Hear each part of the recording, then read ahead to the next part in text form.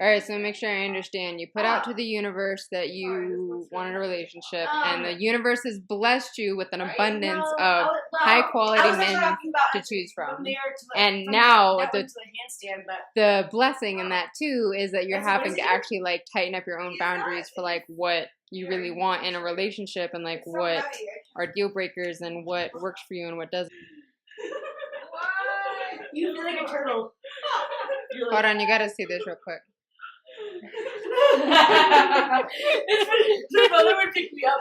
Like, it feels like he picks me up. Yeah, I remember you telling me about this guy on eHarmony. You can do like this, like actually nice. Well, there was one guy on eHarmony that you met that, that you said you had like a good connection with or whatever. This is a different guy. From there to this one's like. How many guys are we talking? And then you can do like. How many guys are we talking? That's what Kino was doing. Yeah. I don't know. Yeah, no, I think that you originally told me about this guy. This guy from eHarmony, right? A different guy on eHarmony that lives in another state. Okay, whatever. Also cool too. No, not the guy in San Diego. There was another guy that you had told me about. There's some cool things. Okay. Easy, like, That does not look good right now. All right, but so you're saying that you can tell that with talking with him, even though you're having like honest, intimate conversation about like what you want in a relationship, that you're kind of going into fantasy a little bit. Go down to the dating.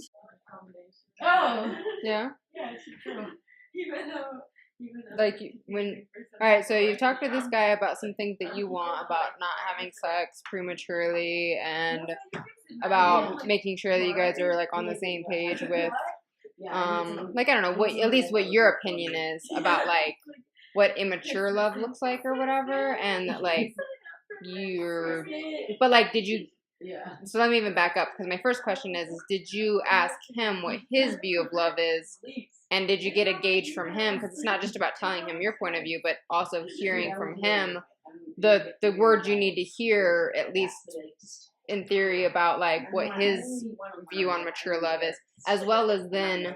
Let me just so that's my I guess my question. But then to recap what you're saying is like then you're saying that even though you were telling him some of these things that you want or whatever and like kind of how the relationship will look moving forward possibly like in your fantasy world, but you haven't actually like put any of those into like a written format where you actually have like a dating plan. Yeah, I mean, do you feel like you need to work on it? Do you feel like you need like an actual written dating plan? Yeah, and don't forget too, I mean, it's like none of it is set in stone. It's not like you when you come up with your dating plans, you know, Google the dating plan stuff or whatever, and whatever that stuff is that we looked at before and talked about before. But then again, like you don't have to. It's not like it's kind of like a budget, right? Like when I do my budget, I don't like say to myself like I can't actually. Like, this is how much I must spend, and I'm not allowed to spend anything else outside of when I allocate it or whatever, right? But it just means that, like based on my thinking today, this is what sounds right for me, right? And then that way, at least in my experience and with the experience of other people with whom I've worked, it's like then sometimes when we start to get in this relationship, we start going, I'll call it down the water slide with someone where it's like, whee, right? And then suddenly, like, we get off of what our plan was.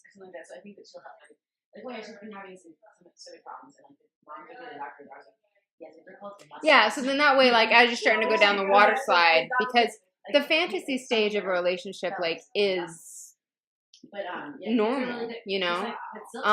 Even in a healthy relationship, there is like this element where like at first, I don't even want to say at first, but like at a certain point, like it's good and right to like, I don't know, indulge. Yeah, be in love, you know? And so I say that because it's like, it just, as far as anyone that identifies with any of the possibility of love addiction, then it's just good to be like, oh, this is what I was thinking at this point in time about it. You know what I mean? And then be like, oh, how did I stick to that? Did I go too far off that? How much of that, if I went off of that, how much of that was me with my higher power, or is my love addiction in play here, or whatever? It's not like, oh, this plan, like, oh, you have to stick to and da-da-da-da-da or whatever. But it's good to know what your thinking is right now. And then as you possibly try to implement that plan, if you start adjusting it, just trying to like be aware of like, am I adjusting this because I'm being adaptable and flexible, which is like a wonderful thing, or is this also a possible like sign of me compromising myself and my values and making this relationship my higher power instead of my own higher power? Because the way, in my understanding, you know, in the lineage I come from, the spirituality, you know, hierarchy should be this.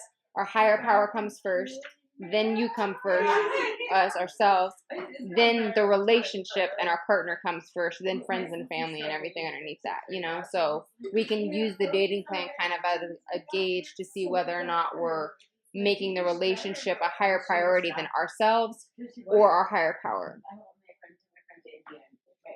You made out with another guy? Here's your pants right here. It's like these two bones right here. Right there. I don't know if you'll allow that, but like that's a helpful way to think. Well, there's that. No, it's the truth, so I don't mind. Wait, though. Is this the guy that drinks too much, quote unquote? And that for you is going to be so important because of the fact that you do work a spiritual program. And even if you didn't do like this particular work in this particular realm or whatever, like you're someone that values emotional and spiritual maturity and self-evaluation, and it'd be very difficult for you to A, be with someone that doesn't do that, and then B, even if someone wanted to do that, like even if he was that kind of person that wanted to do like spiritual self-evaluation, spiritual growth, I believe, and many people that I have come from in my own recovery, the belief that I have is that I can't actually work on myself spiritually if I'm numbing myself with any kind of substance or process addiction, you know, or even if it's not like a quote unquote addiction, but anything that like any process or substance that like takes me out of my emotions. How the fuck do I work on my emotional and spiritual growth? Because I can't actually self-evaluate then, you know? So I think that like the combination of both of those things would be a very hard thing for you to be in a relationship with someone with. And then what's interesting too, and I think that you could consider with your dating plan is whether or not, because you've been sexual to an extent with this person, I mean just a little bit, but still, for me personally, I can't be sexual with someone without having some sort of bonding that happens. No, that's exactly my point. Yeah, so you just, all right, I'm already bonded to him. Exactly my point. Like, so therefore, like, I don't sit here and say to anybody, whether it's a boy or a girl or whatever, say like, oh, play hard to get, or oh, like, you know, you got to make it hard for him to have sex or whatever, you know, he's got to earn it. But it's not, because it's not about that. It's not about playing a game. It's about the fact that like when I'm sexual with someone, I become bonded to that person. So before I bond to someone, I need to make sure that they're actually like a relatively like, you know, a good prospect for a satisfying long-term relationship.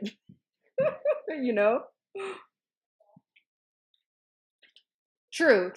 But a lot of guys, so first of all, like if you just set the standard and say to yourself, as well as any potential partners, I'd love to hear about the guy in San Diego, by the way. I don't know what happened with that, but yeah, you're setting the standard for yourself and saying, I want a guy that's financially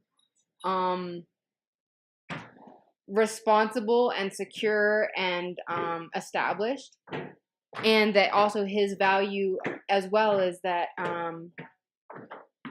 that there's a generosity as far as you know, him being able to, you know, prove himself as a provider and protector for you guys in your relationship, you know, and there's nothing wrong with that. So any guy that you meet and actually seriously date moving forward, that's what you're gonna have, you know, if that's what this, exactly, without feeling shame.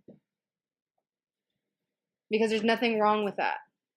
Like right now, from what you've expressed to me, is that you are looking for a man that wants a wife and wants to start a family in the near future. And a part of that requirement for you to sit and say that you want someone that's financially established and providing for you, I mean, that's not anything to have shame about, regardless of what you've been told in the past from anything. Well, and exactly, that's exactly my point, right? Like you're not sitting here saying that aren't wanting to even be successful in your own right, or your own whatever it is that you're doing, even if that does mean like, oh, you guys, if you guys had an arrangement where you guys didn't have kids anytime in the real near future, and then you become more financially successful or whatever, it's not like you're sitting here saying anything. I feel like you're like trying to use somebody. Like I've never gotten that impression from you. Like that's really not that much to ask. Like, I mean, don't get me wrong. I think we need to be open to like all the different ways that it can look in the universe. But at the same time, like if your heart and your higher power without attachment and without I don't know, without with not just necessarily like coming from like a child like place or whatever of like, oh, I need to be taken care of or whatever. But if you're feeling like this authentic calling, if you will, at least today. I mean, who knows, in a week, 2 weeks, 2 months, a year, whatever, like it could be different. But if today what your heart is speaking to you is that like this is a quality that you want in someone, um, then that's not too much to ask, especially when I look at you in your situation. Like, what would it take? Like, let's just pretend like a guy right now, or whoever future partner, um, you know, has his own place to live. And I don't even mean like, oh, like by himself, but like rents a room, rents an apartment, rents a house, has a house, whatever, whatever. You need like a bed to sleep in every night and a little bit of food. You're like 100 pounds. You know what I mean? Like how much freaking food can you even eat? And like then even still, you can go and get your own medical insurance or whatever. Like if you didn't make a lot of money and you guys weren't married, then you could go get on there's the healthcare exchange nowadays and whatever. I mean, like there's just so many different options for you that like you literally asking that of someone, like it's not even that you're asking that of someone, but like you sort of thinking that, like, I feel that you have this like shame around like the fact that like someone that like you would genuinely love and want to be in a loving and caring relationship with, like as if that'd be some big favor that they do for you, when it's like, no, like that's what you do when someone is your family and you love them. Yeah, exactly. And even then still, like, cause and but it goes both ways kind of too though, right? I mean, you know, um, definitely, definitely for you as far as, yeah, sorry, I got the phone the other way. I'm in the dark anyways, so, but it's definitely like, even if a guy is financially responsible and secure and whatever else, none of that is guaranteed. And like all of that could be different. Um, at one point, like the business could go under or things could change or it'd be different or whatever. And so it's like, you guys have to obviously like love and care about each other. And I don't think, at least from my understanding, I have never heard from you that like, regardless of whether or not this is like a baseline requirement that you have, that you're not like compromising any of your other values and any of your other stuff. And what I'm hearing from you too is that you're willing to not even have a relationship if it's not going to have like everything you want it to be. Even if a guy were to come along tomorrow and be like, "Oh, I'll pay for everything," that like that's not valuable to you if he doesn't meet all the other criteria that you have as well. I don't know. I'll be honest with you. If the guy was a billionaire and he sent you a text asking you what you're doing and he's watching Mad Men, I do think it's a little odd that you wouldn't respond because you think it's disrespectful. But that goes back to my point though, is that you don't need to have shame around your bottom line around your partner, or your requirement in a partner to have financial securities, because like you're not doing it for that purpose. Oh, that's right. You did tell me about this guy a long time ago. Yeah. Yeah, no, exactly. It's exactly my point. So like I feel like sometimes you have this shame around it, and I think that like you just have point after point after point of like where it's almost like you are tucking your own self into the fact that like you don't need to have shame around this as a requirement in a partner. So Whoa, you and the guy from San Diego had a conversation about your preference that he would buy you a plane ticket or not? What would your response be when he would text you, how are you doing? Why would you even want him to act like you're the love of his life? He barely even fucking knows you.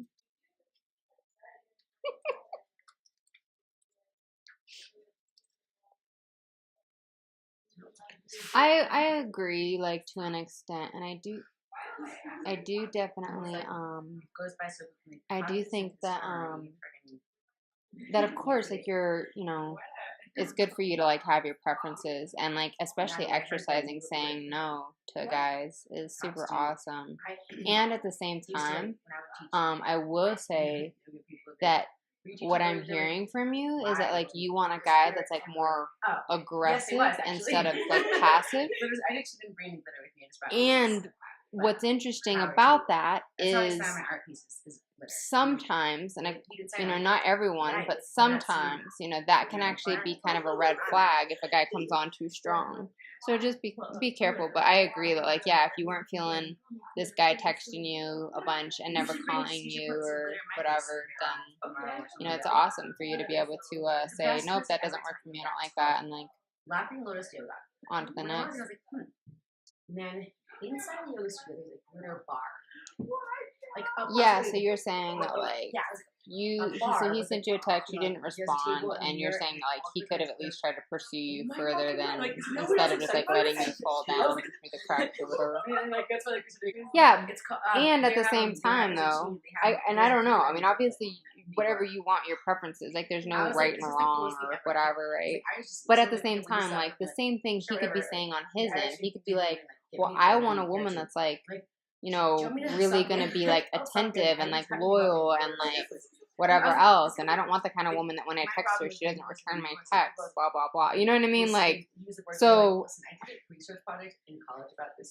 and by no means is it, like any, like, slam on your part. And I think, obviously, if your higher power was telling you, like, this person, it's not going to work with this person, and, like, kudos for you for listening to that, And so, then when we moved to the state, we had turtles. Yeah, all right. So here's the thing, and I'm not knocking this particular situation, but like you just said, like if a guy really wants to pursue me, then so that's why I'm like rainbow. My friends like it's the gay guy owning it. Like then he would pick up the phone and call or whatever, right? But what I'm saying is that how I personally see relationship patterns usually go is that if in the beginning of a relationship the man is having to like emotionally or like romantically like pursue the woman, then usually it turns out that then later on when everyone gets comfortable, he's like a love avoidant and you're like a love addict. Yeah, I don't know. I'm going to show you my thumbs here for a second. Let me see if I can get this in both.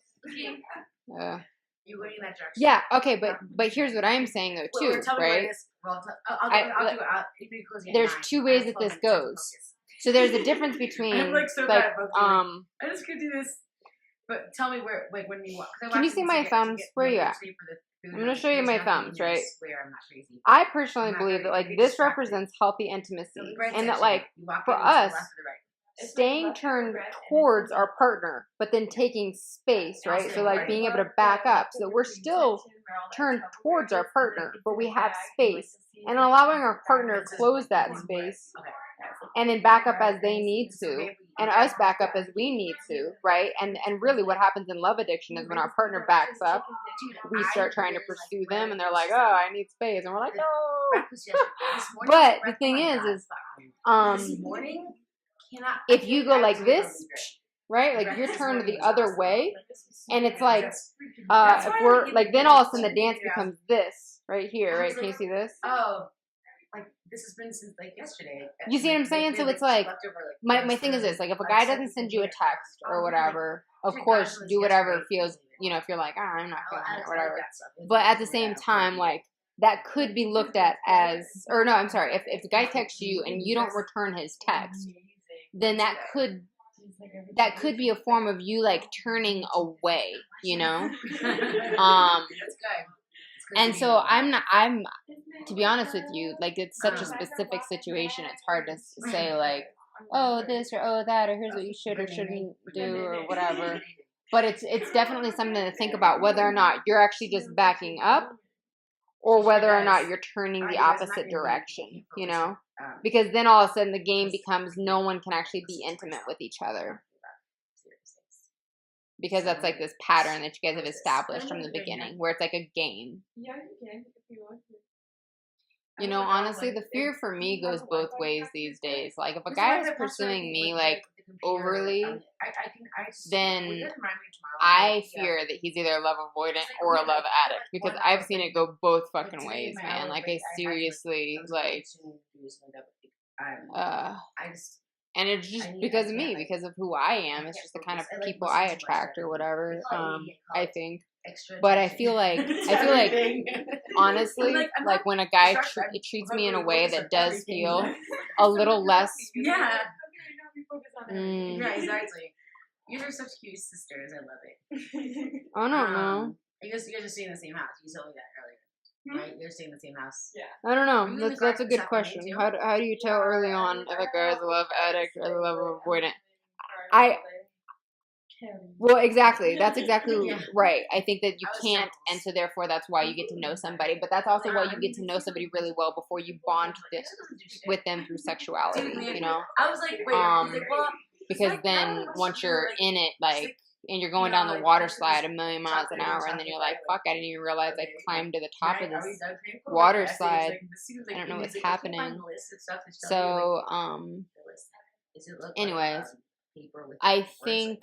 Like, you know, men can't find things ever. I was like, is it this? Oh, that might be it. I'm like, yeah, it's like the first thing on the front of the shelf. But I was like, I don't know. I think also that's probably one of the ways. You know, you and I have actually talked about this before as far as the dating plan is concerned. I think for me, one of the ways that I support someone trying to figure out if someone is a love addict or a love avoidant or whatever, right? Or just like how they act in intimate situations is, instead of going on dates with people, go do something where you guys are, instead of looking at each other, you guys are actually like side by side looking out at the world. So like volunteering somewhere together, taking a class together, you know, taking a dance class together, taking a cooking class together, taking, you know, I don't know, even going to his house, like maybe not his house where he lives, but like, you know, like if he has any family or whatever, like going to like a family event, seeing how he interacts with kids, and also get him to come over to your house and be like, oh, I really need, you know, my bed moved or whatever. But like, I literally think it's yeah, no, exactly. So that way, like, instead of you guys just sitting across the table going blah blah blah, this is who I am, this is what I like to do, like all of that for me at least, like really has proved like very little value, you know. But or our help, take them to some kind of 12-step meeting. Not take them to like Codependence Anonymous and be like, oh, I really wanted to try out this thing. You want to go with me? You know, and see if you like freaks the fuck out. You know, like I don't. You know, but like that could tell you a lot about someone. You know.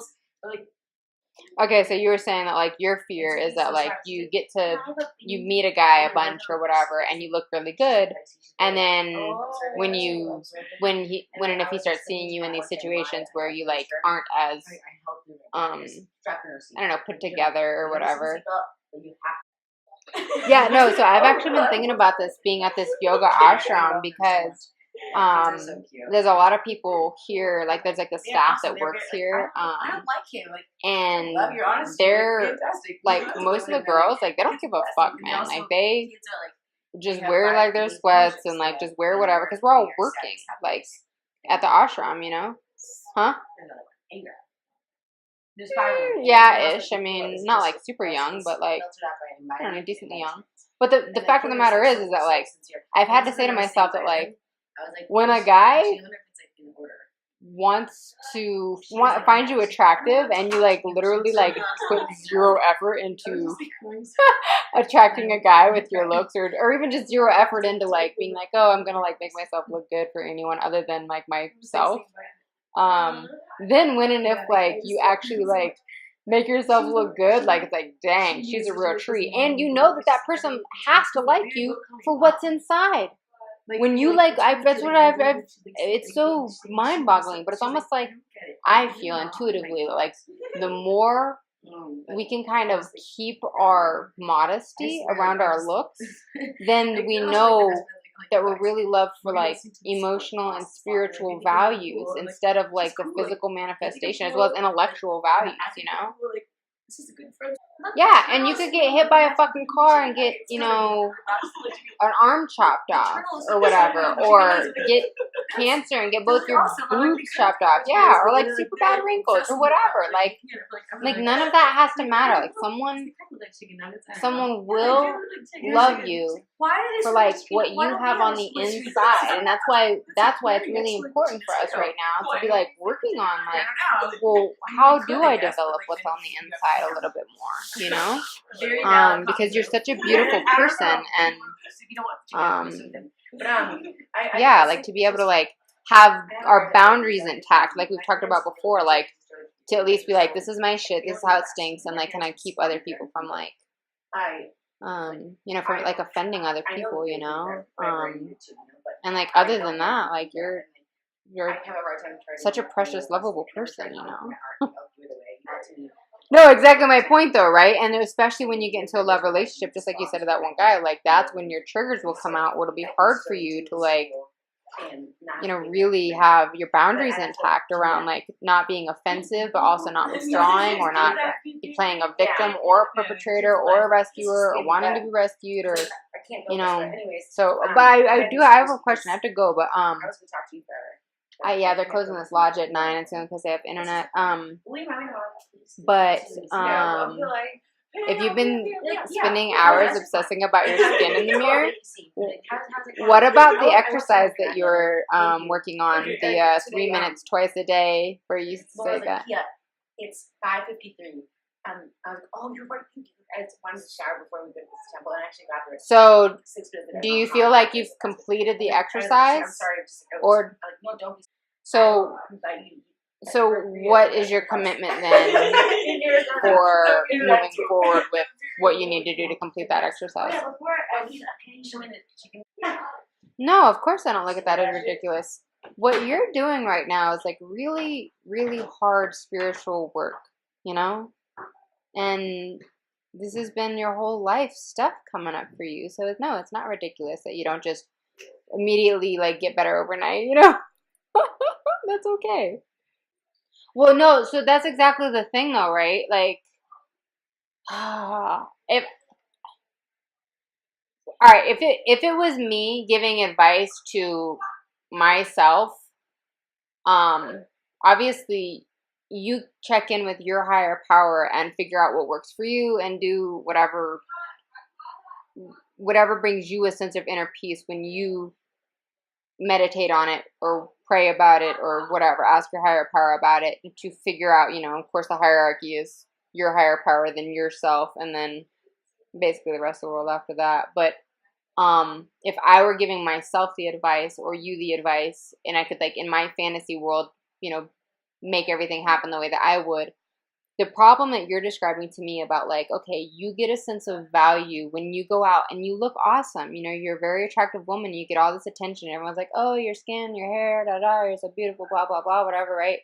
And then like you just said, you feel this fear that like, well, what about on the days where I'm just normal, or I don't look good, or I don't feel good, or whatever, and that doesn't happen, and I don't get that attention. And then what if at some point in my life all that goes away? For you to feel the fear of like that value being taken away from you, I would actually say that that's an opportunity for spiritual growth, and that growth is such that that where I would actually say the work is there is that then try to go out and not look good. Try to go out and not get that attention. right? Like try to like downplay yourself so that you don't get this feeling of value from that, to try to like, I don't know, normalize yourself, you know? Because then that way you could still feel a sense of value for the things that you think, the feelings that you have, and the behaviors that you do, and the way that you live your life, you know, as opposed to these things that you know are very transitory. You look gorgeous. I can see you on FaceTime. You look beautiful. Of course, you are beautiful. But you're also the thing. I even think when you sit here and you're like, oh, I exercise and I drink this green juice and blah blah blah, and you're like, oh, and then I go out and everyone and all these things I do makes me look radiant. I would definitely say that that's a huge part of it. But I would also say that like it's probably even a mind trick that like because you're doing these things and you think it makes you look radiant, then you probably glow from the inside thinking that you look radiant, and then you look radiant, right? I could be wrong, but I wouldn't be surprised if like just your self-confidence from your self-care makes you look radiant. And so when you have the self-confidence of knowing that like who you are like really deep on the inside is like really valuable to someone, and like having that confidence that will be what really.